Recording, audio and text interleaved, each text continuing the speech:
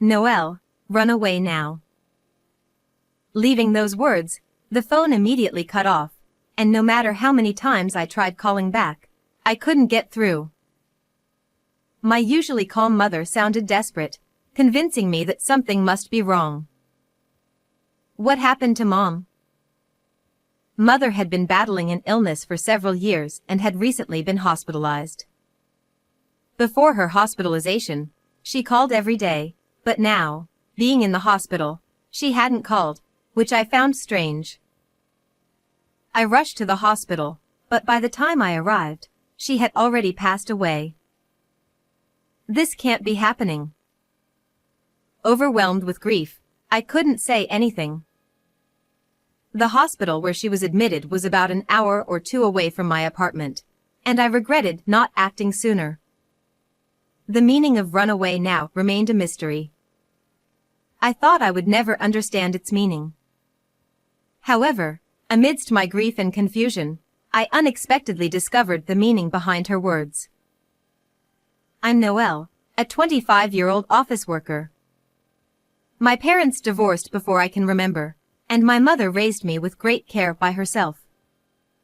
After becoming an adult and living alone, I saw her less often, but as a child, she took me to my favorite amusement parks and sent me to college despite financial struggles.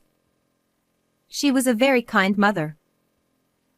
Although she passed away after a long battle with her illness, the mysterious words "run away now" stayed in my mind. I returned to my childhood home for the first time in a while to prepare for the funeral. What is this? Feeling nostalgic as I entered the living room, I found the room in complete disarray. The wardrobes and closets were particularly ransacked, and I realized that my mother's valuables were missing. The necklace I gave her with my first paycheck was gone too. I immediately contacted the police, but they said it might be the work of a serial burglar that's been active recently. I left this matter to the police and proceeded with the funeral preparations. On that day, many people came to mourn my mother. People who had been kind to us in the past attended, bringing back nostalgic memories, but I felt a pang of loneliness realizing I would live without family from now on. Still, I decided to see my mother off with a smile, sharing memories with everyone. After the funeral, a man approached me. Long time no see. Do you remember me? I didn't recognize the man who spoke to me so familiarly and wondered if such a young person could be one of my mother's acquaintances. I'm sorry, who are you? Well, you were little, so it's not surprising you don't remember. I'm your older brother, Dominic. He smiled warmly. I was shocked to hear that I had an older brother. Moreover, I had never met this person before. As I was skeptical, Dominic showed me a photo. Look, here's Mom, and this is you. That is definitely my mother when she was younger. The woman was unmistakably my mother, and the child next to her looked just like Dominic. It seemed true that he was my brother, and I was happy to know I had family. But why had Mother hidden his existence from me? But I never knew I had an older brother. I see. It must have been hard losing Mom. But now I'll be here to support you. With his words, I nodded. Yes. But the questions remained. I had often wished for siblings when I was young.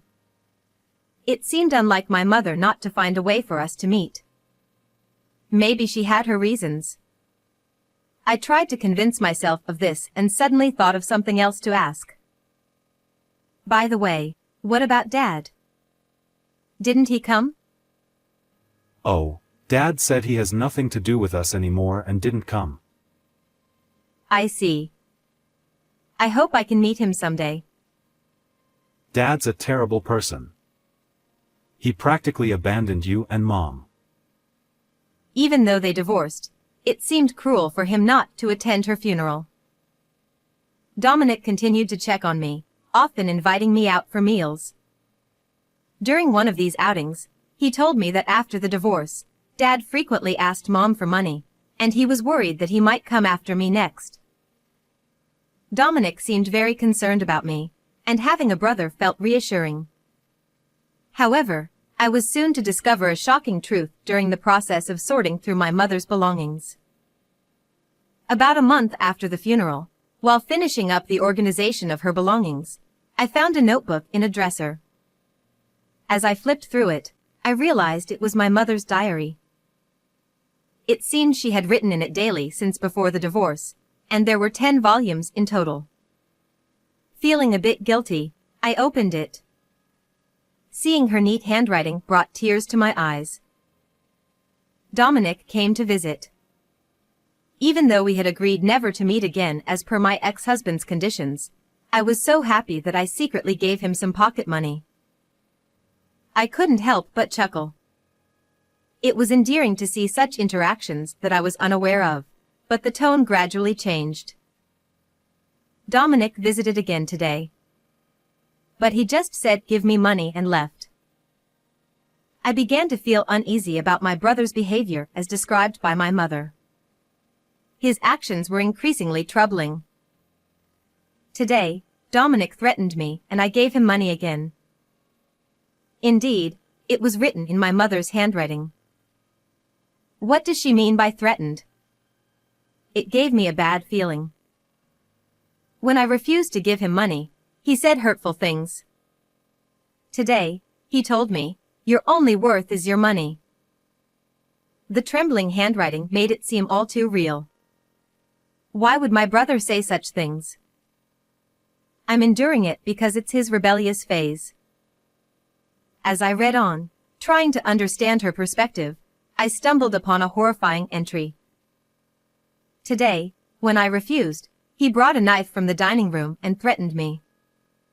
I was so scared that I gave him the money. I know I shouldn't keep doing this, but what can I do? I couldn't believe what I was reading. I was horrified by my brother's true nature and felt ashamed for not realizing it sooner. The person described in the diary seemed like a different person from the brother who had kindly smiled at me. Even though we live apart, he's still my precious son. I can't go to the police because it might be due to the divorce. Her words squeezed my heart. I understood her feelings, but I couldn't see someone who threatened my beloved mother with a knife as my brother anymore. He said he'd extort money from my sister too. I can't let that happen. It seems she kept his existence a secret to protect me, but her diary revealed everything. I have to protect her from Dominic before I go. Surely, the phone call that day was meant to warn me about my brother. She must have been afraid he would harm me. Thinking about how he tormented my mother and attended her funeral with a straight face made me furious. Holding my mother's diary, I decided to take revenge on my brother. Why did you call me here so suddenly? I have something to tell you. 3 days later, I invited my brother to the house. Being alone with someone who once used a knife to threaten my mother seemed dangerous, but I had a plan. I know what you did to Mom. When I said that, he widened his eyes slightly in shock, but quickly returned to a composed demeanor.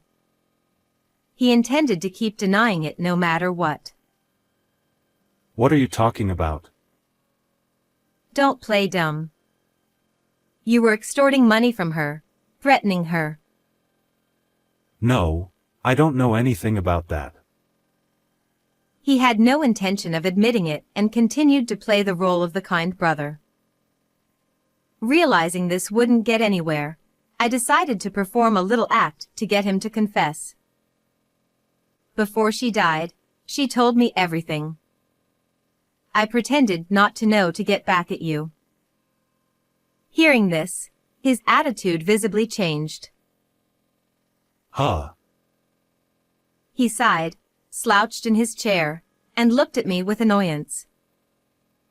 So, you found out, huh?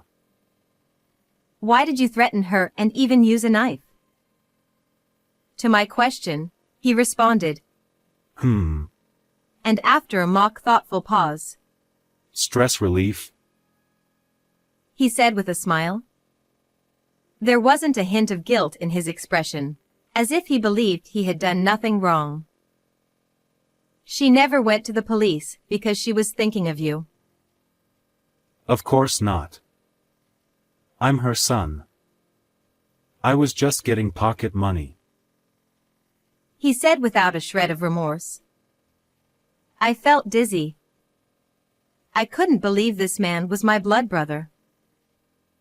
I'm going to the police. Huh? They won't listen to you without evidence. I have evidence. Saying this, I pulled out her diary. She wrote everything down in here.